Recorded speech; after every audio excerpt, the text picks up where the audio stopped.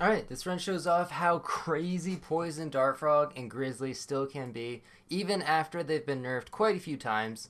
If you played on the beta test server, you would see that Poison Dart Frog used to deal 4 damage to the thing with the highest health, and now it only deals 3.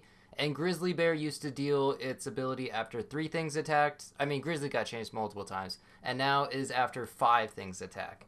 But they're still very good chip damage, and together, plus a flea, it can be a very scary team. As you can see though, I have a new background. I'm using the child's room. If I were to rate the backgrounds, I would say a lot of the new ones aren't great compared to the previous ones.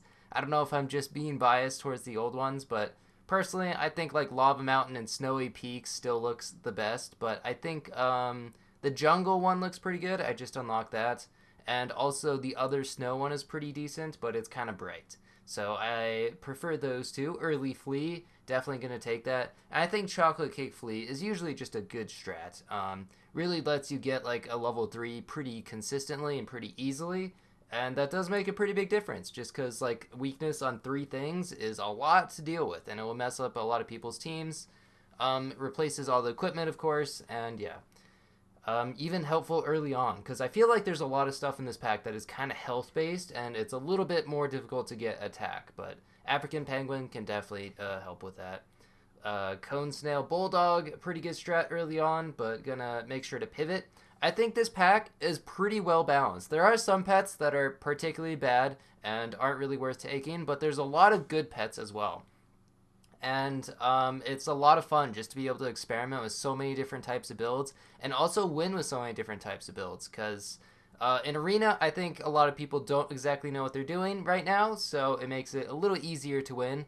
Plus like the new matchmaking system apparently also makes it easier because you're going against teams like that could potentially be around your wins and HP, which I suppose makes it easier when you're like low on HP, but a little bit harder if you're going for like a flawless. Although I still already like got a flawless early on, but maybe it will be more difficult in the future. All right, Baboon. I still think Baboon is amazing. I think it's scaling 1-2 for a tier 3 is really nice, and usually it's going to be scaling something that you actually want. So I really recommend going for it. And it like you're always gonna, well, not always, but most of the time you're gonna pivot into a tier 6, and so you can be buffing a tier 6 eventually. And it's not too difficult to get like at least level 2 Baboon, if not level 3. So I highly recommend Baboon. I think it's a great unit. Um, but I also think this pack is pretty good for pivoting. Like it really does help out quite a bit. Lettuce, it's just an early sushi. I don't know if it's a bug where like it's much slower now. I don't know if people really notice this, but before all the 1/1 stat buffs would happen at the same time, kind of. But now it does them each individually, and it just like takes longer for no reason. Just like a small thing that I feel like is probably a bug. I don't know if the devs really intended for that to happen. But yeah, so the tier ones and tier twos in this pack are usually things that you want to pivot off of pretty quickly, and then like most of the tier threes don't really stick around too late. But I guess you could have Flea and Baboon in your endgame team. But a lot of the good abilities are much later. Like tier 5 and tier 6s are where you start to find the actual pets that you want to keep around like the entire time. Which I guess it should be how it actually is. It's how it should be. I phrased that terribly. But the later the tier, obviously the better the pets, and you want to actually have to be able to, you want to be forced to kind of buy those, because if not, what's the point of them existing? You should be able to have to pivot. I feel like this phrasing has been terrible, but I'm sure people kind of understand what I mean. Sea Lion, it's some scaling. I don't think it's the best scaling. It's pretty similar to like Penguin, where you can find better scaling later on, and so you don't really want it in your endgame team, but if you happen to find a lot, it's really not too bad. And like level 2 sea lions, some pretty good stats. Anyway, double avocado. I really like avocado on turn 8. Turn 8 is, the turn before you unlock chocolate. Turn 9, you get to roll so much for like so many good things because there's a lot of good tier 5s and chocolates. So I think it's really worth it to buy avocados. Usually on all the even number turns, just so you have more gold for the next turn so you can like wait for level ups and stuff. Anyway, the flea is getting a little big, so this is where like the chocolate cake can kind of bite you back because you're wasting all the stats if you potentially buff the flea. But it's also a replaceable thing. You could just put like a tomato on it and then it won't swallow itself. So white whale is really good with like poison dart frog, cobra, um, grizzly bear, things like that, because you can get so many triggers. Like a team of just white whales and bananas, you get so many summons. It's kind of crazy. And I just decided to take an osprey. Ideally, I would find a slug for the poison dart frog, and then wolf is actually the best for polar bear. Not polar bear, grizzly bear. How many different bears are in this game? Are those the only two? I don't know. But yeah, and also you can kind of position so you can buff certain things. Like if you have a fire ant, you want to give it attack, so you can put the sea lion in front. But its stats are usually pretty bad, so I feel like most of the time I try to put it more towards the back. Um, and yeah, it's nice to have this poison dart frog osprey. Get quite a few triggers, but unfortunately the golden retriever is kind of a counter to it. I actually do win that round, but the flea obviously can't weaken the poison dart frog. Not the poison dart frog. Dude, a lot of just like errors. I should just like re-record it. No, I'm not gonna re-record it. That's a whole like 5 minutes I would have to do again. But yeah, the flea can't get the golden retriever weakened, obviously. Highland cow is normally really good. I should probably take it here, but I was trying to set up for a specific build where I wanted a bunch of white whales and German Shepherd, that would also be really good. German Shepherd white whale team. Like just think of how many summons you could have. So white whale with slug in front, white whale with another slug second, white whale with a wolf third, and white whale with a wolf fourth. And then like a 50-50 German Shepherd.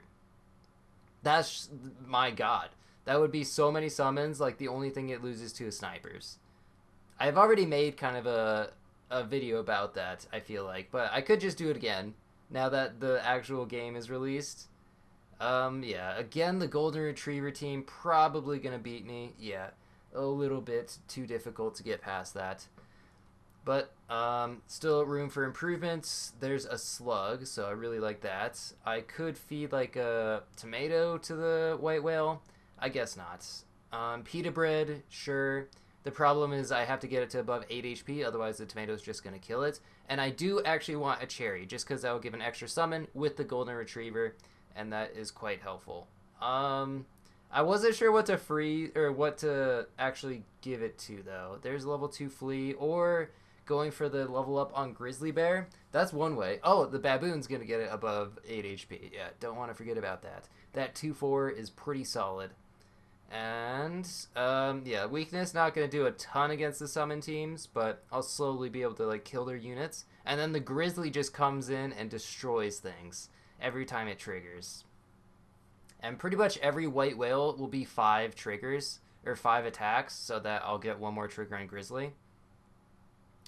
And there we go. Okay, white whale, slug, that's good. There is a wolf if I want it,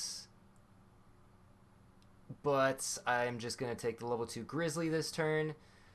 That's going to deal 12 damage to 2 things, so 24 damage, very solid. And level 3 poison dart frog, wow. That's going to deal 9 damage each shot, and if it's weakened, that could deal 12 damage. So you can see, like, the sniper build with the summons can be very strong, but, like, as long as the things don't die before they actually get to use their ability, or there's, like, eggplants, that could kind of mess up positioning, since positioning is so important here. And one short there. I needed one more trigger. I needed, like, a banana on the poison dart frog or something, and then it would have been golden. I would have gotten another shot off, and it definitely would have killed. Another grizzly bear, sure, could go for level 3. There's the banana. Probably just going to take that, yeah. Why not get one extra summon, especially since it was so close before. But scaling also works with grizzly bear. If you have a bunch of 50-50s, like, you get a whole bunch of triggers, assuming they don't die in one hit. And the slug poison dart frog, like, slowly chipping away, and then the grizzly kind of finishes them off. It's a really nice synergy, a really fun team. And then there goes the baboon. Why not? Another grizzly or a wolf. Decide to take the wolf, take a banana. I'm surprised. Okay. I guess I decided to onion the poison dart frog instead, but the problem is it's going behind the grizzly. And poison dart frog is when it faints. It doesn't matter, like, the stats on the thing in front of it. So I guess I could try to go like wolf in the back, get an extra trigger for poison dart frog, but then of course I lose out on some potential grizzly stuff. Um, oh, and I'm losing out on the banana because now the wolf is one spot further and it doesn't have room to spawn all four things. But level 3 grizzly, oh, so beautiful. 18 damage twice, 36 damage a shot. Probably getting 2 triggers for like a total of 72 damage. And the whole team's going to be hopefully weakened. And also the poison dart frog is going to deal a whole bunch of damage. So yeah, this is looking very good. Although gorilla kind of counters a little bit. Um, Kind of slowly chipping away the grizzly, and then a whole bunch of more pigs. Yeah, okay, well, and then the golden retriever also gets one more poison dart frog. It's only 9 damage versus the like huge amount of damage that the grizzly could be doing. Um, and then oh, well that is perfect. Now I could chocolate cake or I could banana. Again, like I'm kind of running out of space, but I get one more extra summon here, which was all the grizzly needed because it kept being like one short. So this should be perfect. And I guess I could also onion the grizzly too, so that when the poison dart frog goes to the back, then the grizzly will go before the poison dart frog. No, that's probably not worth it. I was just trying to figure out the positioning here. But yeah, double white whale, maybe one more. I could try to sell the flea and go for another white whale. Get one more trigger for the grizzly. I don't think it's worth it though. But the weakness, 12 damage every shot here.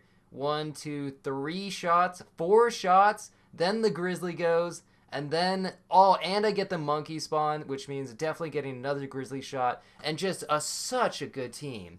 I didn't even have to worry about the 2 extra poison dart frog triggers. But those were some solid stats and able to take them down with like very minimal stats myself. So a really fun team and a really good one. Anyway, thanks for watching. See ya.